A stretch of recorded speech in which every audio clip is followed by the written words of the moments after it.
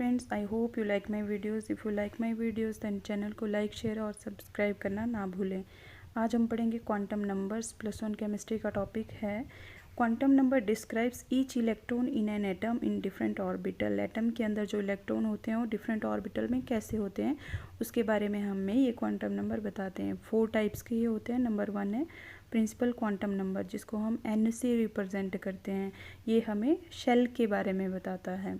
Shell आपने last year classes में भी पढ़ा होगा कि जो न्यूक्लियस है, न्यूक्लियस के सराउंडिंग में आपके पास इलेक्ट्रॉन लाई करता है।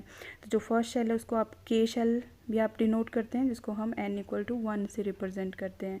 सेकेंड एल, उसको हम n=2 से रिप्रेजेंट करते हैं। अगर थर्ड यहाँ पर होता है उसको n=3, फोर्थ होता है उसको n=4। जैसे एग्जांपल में मैंने 1s लिखा है, जो भी काउंटिंग में नंबर होगा वही n=1 होगा। जैसे 2s है तो n=2, 3s है तो n=3 और 3p है तो n= इसमें भी 3 रहेगा। सेकंड है हमारे पास एजिमुथल क्वांटम नंबर, इसको हम एंगुलर क्वांटम नंबर भी बोलते हैं। इसको हम l से रिप्रेजेंट करते हैं।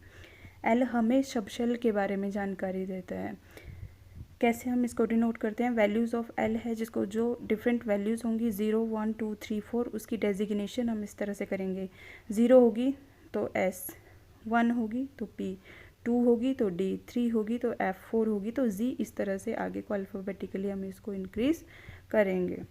s का मतलब है शार्प, p का मतलब प्रिंसिपल, d का मतलब डिफ्यूज़, f का मतलब फंडामेंटल। ये जो सारे वर्ड्स हैं ये एटॉमिक एमिशन स्पेक्ट्रम में यूज़ किए जाते हैं।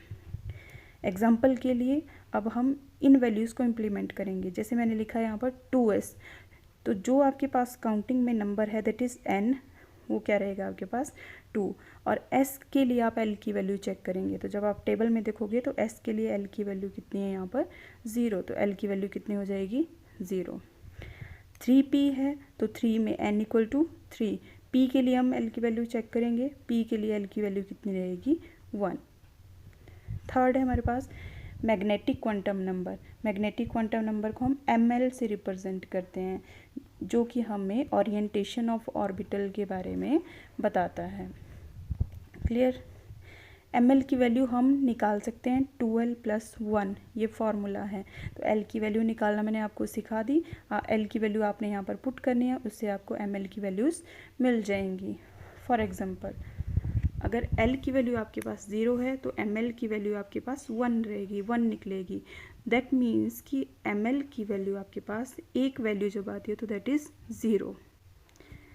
l=1 जब होगा तो ml की वैल्यूज़ 2l + 1 में जब आप पुट करोगे तो 3 वैल्यूज़ आएंगी, दैट इज़ 0, +1, -1।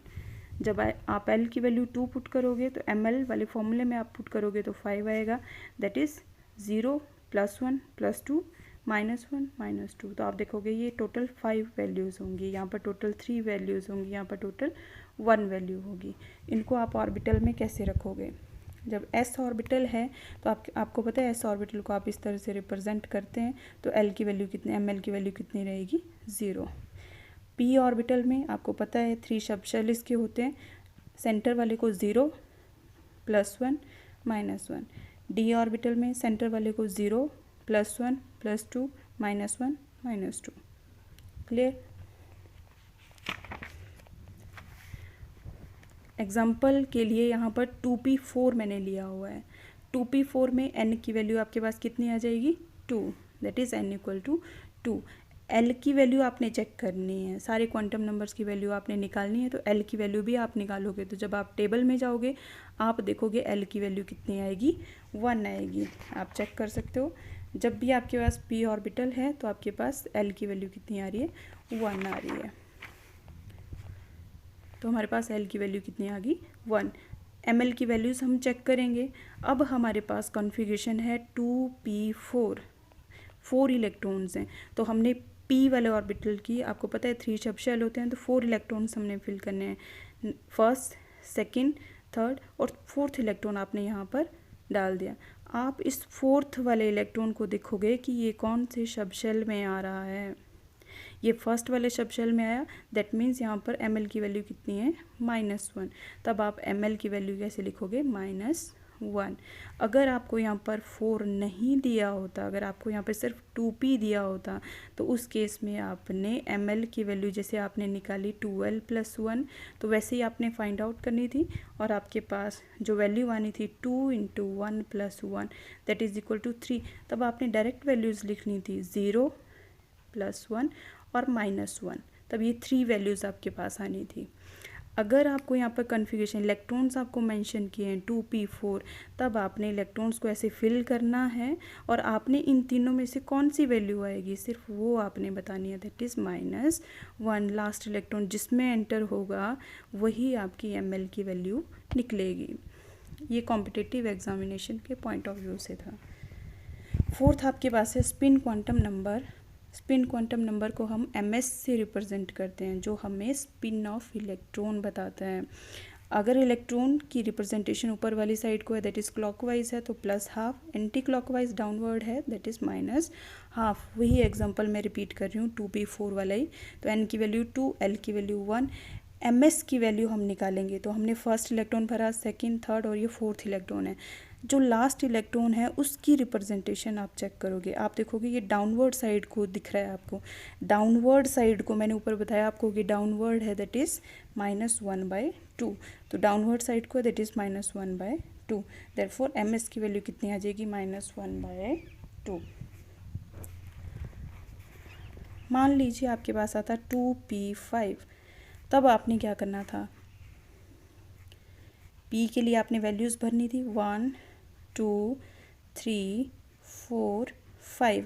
आप देख रहे हो कि फिफ्थ इलेक्ट्रॉन यहाँ पर आ रहा है, तो that is this is 0, this is +1, this is -1। तो लास्ट इलेक्ट्रॉन इस ऑर्बिटल में आ रहा है, तो ml की वैल्यू आपके पास कितनी आ गई 0। और अगर ms की वैल्यू आपने स्पिन क्वांटम नंबर की वैल्यूज़ अगर आपने चेक करनी है तो आप यहाँ पर देखोगे कि जो लास्ट इलेक्ट्रॉन आपने एंटर किया वो डाउनवर्ड साइड को है। Downward that means -1/2।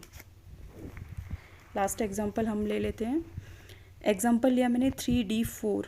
तो आपको पता है जो काउंटिंग में नंबर है that is principal quantum number n की वैल्यू है, तो n कितना है आपके पास 3। l की वैल्यू आपने फाइंड आउट करनी है, d ऑर्बिटल दिया है, आप d में चेक करोगे l की वैल्यू कितनी आ जाएगी यहाँ पर 2। तो l की वैल्यू आपने कितनी लिख दी 2।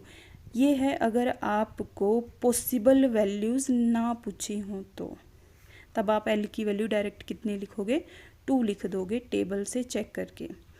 अगर आपसे पूछा है पॉसिबल वैल्यूज़ कितनी होंगी, तो अगर n की वैल्यू 1 है तो l की वैल्यू 1 ही रहेगी दैट इज़ 0। n अगर 2 है तो l की वैल्यू 0 1, n अगर 3 है तो l की वैल्यू 0 1 2, n अगर 4 है तो l की वैल्यू 0 1 2 3। अगर आपसे पॉसिबल वैल्यूज़ पूछी हैं तो अदरवाइज़ आपको डायरेक्ट पूछा जाता है कि l की वैल्यू कितनी होगी दैट इज़ 2। d ऑर्बिटल से आप इसको चेक कर लोगे। ml की वैल्यूज़ हैं, आप फॉर्मूला फिट करोगे यहाँ पर 2l + 1 that is equal to 5 आ जाएंगी। 5 में आपको पता है दैट इज़ 0 + 1 + 2 -1 -2 हो जाएगा। आपको पता है d ऑर्बिटल है तो कितने शेल्स होंगे 5 सब शेल होंगे 5 1 2 3 4 5। अब d के ऊपर इलेक्ट्रॉन्स कितने दिए हैं 4, तो हमने 4 इलेक्ट्रॉन्स भरे 1 2 3 4 इलेक्ट्रॉन्स हमने फिल किए। अब हमें ml की वैल्यू निकालनी है, तो लास्ट इलेक्ट्रॉन आप देखोगे कौन से सब शेल में है दैट इज़ +1 वाले सब शेल में है, दैट मीन्स ml की वैल्यू कितनी हो जाएगी +1। अगर आपको यहाँ पर इलेक्ट्रॉन्स दिए हैं तब आपने लास्ट इलेक्ट्रॉन में चेक करना है कि वो कहाँ पर आता है, वो आपकी ml की वैल्यू होगी। अगर आपको 3d4 नहीं दिया है और आपको बोला है कि आप ml की वैल्यू फाइंड आउट करिए, तो आपने डायरेक्ट ml की वैल्यू क्या लिख देनी है 0 + 1 + 2 -1 एंड -2। ms की वैल्यू आप इसके लिए कैलकुलेट करोगे, अगेन वही चीज़ 1 2 3 4 इलेक्ट्रॉन आपने भर दिए क्योंकि आपको क्वेश्चन में 3d4 दिया हुआ था। तो फोर्थ इलेक्ट्रॉन आपने देखना है, इसकी स्पिन आप देखिए अपवर्ड है, अपवर्ड मतलब क्लॉकवाइज है। अगर क्लॉकवाइज हो तो इसकी वैल्यू कितनी होती है 1/2। देयरफॉर ms की वैल्यू कितनी आ गई आपके पास 1/2। आई थिंक आपको ये वीडियो पसंद आया होगा। अगर वीडियो पसंद आया होगा तो इसको लाइक शेयर और सब्सक्राइब ज़रूर करें। Thank you.